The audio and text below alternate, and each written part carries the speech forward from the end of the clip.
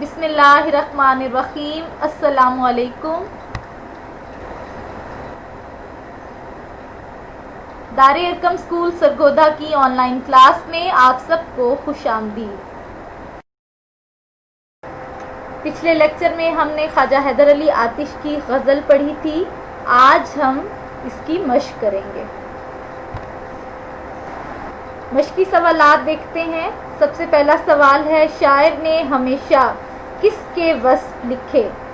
شاعر نے ہمیشہ اپنے محبوب کے خوبصورت اور چمکدار دانتوں کے وصف لکھے ہیں۔ اگلا سوال، شاعر کی عمر کیسے بسر ہوئی؟ شاعر ساری عمر جاگتا رہا اور ان کا نصیب سویا رہا۔ دراصل شاعر اپنے حالات کو سازگار بنانے کی کوشش کرتے رہے، مگر ان کی سب تدبیریں الٹ ہو گئی۔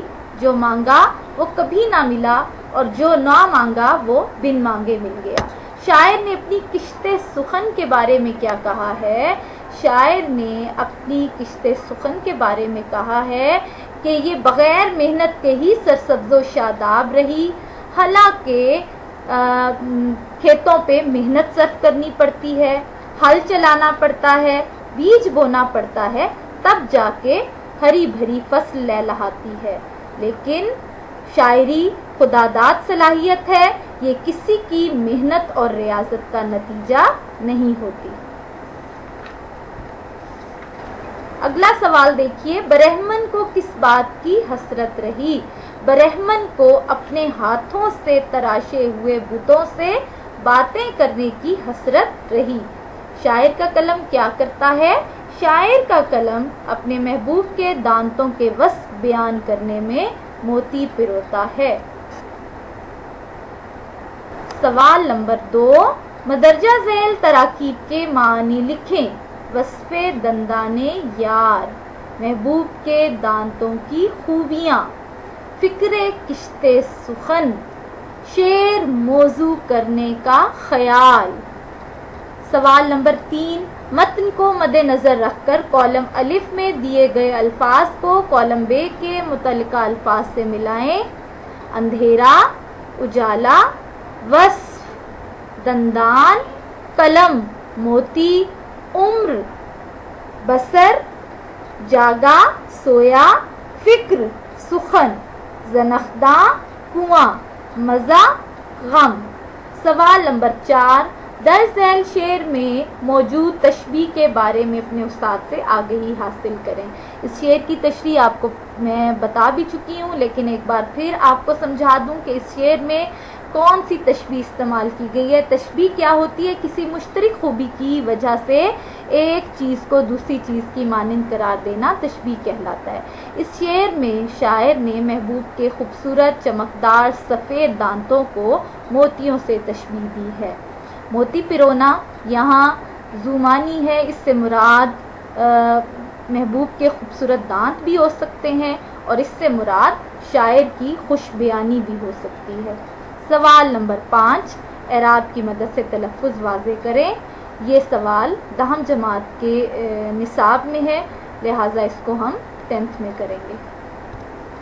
سوال نمبر 6، الفاظ کے معنی لکھیں اور جملوں میں استعمال کریں۔ جملے آپ کے پیپر میں نہیں آتے، معنی آپ کو میں پہلے بھی بتا چکی ہوں، ایک بار پھر آپ لکھ لیں۔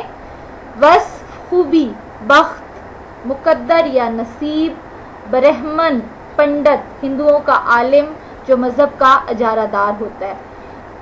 زنخداں، ٹھوڑی کا گڑھا۔ آتش، یہ شاعر کا تخلص ہے اور اس کا لفظی مطلب آگ ہوتا ہے۔ اور پھر ہے درج ذیل الفاظ کے متضاد لکھیں۔ اب ان کے متضاد لکھنے ہیں ہم نے، اندھیرا، اجالا، جاگنا، سونا، غم، خوشی، آگ، پانی۔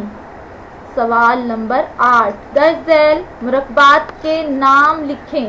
میں آپ کو مرکبات کے بارے میں پہلے بھی بتا چکی ہوں، پچھلی مشق میں ہم نے مرکبات اضافی کیے تھے۔ اب دیکھتے ہیں یہ مرکبات کس قسم کے ہیں۔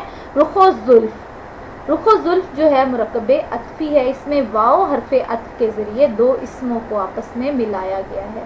دندان یار اور کشت سخن یہ مرکبات اضافی ہیں۔ इनमें ज़ेर की इजाफत है, इसलिए ये मुरक्बात इजाफी हैं। मुरक्बात इजाफी में हरूफ इजाफत के ज़रिए दो इसमों के दरमियान ताल्लुक़ पैदा किया जाता है, और मुरक्ब अतफ़ी में वाव हरफ अतफ़ के ज़रिए दो इसमों को आपस में मिलाया जाता है। सवाल नंबर 9, गज़ल को गौर से पढ़ें और दर झैल के जवाब दें। इस गज़ल का मतला कौन सा है? मतला किसको कहते हैं?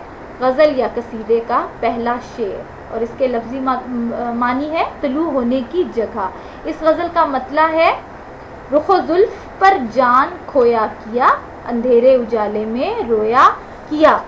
इस गज़ल का मक्ता कौन सा है? मक्ता के लफ्ज़ी मानी है काटना या ख़त्म करना। गज़ल का आखिरी शेर अगर शायर ने अपना तखल्लुस इस्तेमाल किया हो तो वो मक्ता कहलाएगा। अब गज़ल का मक्ता है ज़नख़दां से आतिश मोहब्बत रही, कुएं में मुझे दिल डबोया किया। गज़ल की रदीफ़ क्या है? रदीफ़ मैंने आपको पहले भी बताया है, लफ्ज़ी मतलब है सवार होना। काफ़िए के बाद आने वाला एक लफ्ज़ या लफ्ज़ों का मजमुआ रदीफ़ कहलाता है, और इस गज़ल की रदीफ़ किया है। इस गज़ल की रदीफ़ किया है। और अगला सवाल, इस गज़ल में मौजूद कोई से 5 कवाफ़ी की निशानदही करें। अब आपके सामने आपकी किताब खुली होनी चाहिए, सफ़ा नंबर 131 131। इस गज़ल के कवाफ़ी देख लेते हैं। कवाफ़ी काफ़िया की जमा है, हम वज़न और हम आवाज़ अल्फाज को कवाफ़ी कहा जाता है। कवाफ़ी देखिए, खोया, रोया, सोया, गोया, बोया। अगला सवाल, सवाल नंबर 10, 5वें शेर में शायर ने क्या इस्तारा इस्तेमाल किया है? आप देख सकते हैं आपके सामने इस्तारा के लुग़वी मानी लिखे हुए हैं कि उधार लेना है। इल्म बयान की इस्तिलाह में किसी चीज़ के मानी आरियतन या मुस्तार लेकर दूसरी चीज़ के लिए इस्तेमाल करना इस्तारा कहलाता है। इन दोनों में तशबीह का ताल्लुक़ ज़रूरी है। आसान ज़ुबान में आपको मैं समझा दूँ कि तशबीह में हरूफ तशबीह का इस्तेमाल होता है। जैसे आपको नीचे मिसाल नज़र आ रही है, माँ ने कहा मेरा चांद सो रहा है। अगर तशबीह हो तो इस तरह से होगा, माँ ने कहा मेरा चांद जैसा बेटा सो रहा है, तो ये तशबीह होगी। अगर इस तरह से मिसाल ली जाए कि माँ ने कहा मेरा चांद सो रहा है, तो ये क्या होगा? इस्तारा होगा। यानी इस्तारा में किसी भी चीज़ की खूबियों को एज इट इज़ ले लिया जाता है। अब 5वें शेर में इस्तारा क्या इस्तेमाल किया है शायर ने बुत का इस्तारा महबूब के लिए इस्तेमाल किया है, और ब्रह्मन का इस्तारा आशिक के लिए इस्तेमाल किया है, क्योंकि आशिक अपने महबूब से बातें करने के लिए बेचैन होता है, उससे मिलने के लिए बेताब होता है, लेकिन महबूब का रवैया बुत की तरह संगदिल और खामोश तबा है। वो अपने आशिक को किसी भी तरह खातिर में लाने का रवादार नहीं होता। अब मेरा ख्याल है आपको आज का लेक्चर समझ आ गया होगा। आपने तमाम सवालों के जवाब अपनी नीट कॉपी पर लिखने हैं, और बाकी मश्क जो है वो आप इसी तरह से किताब पर हल कर लें। अल्लाह ताला हम सबको अपने हिफ्ज़-ओ-मान में रखे। अल्लाह हाफ़िज़।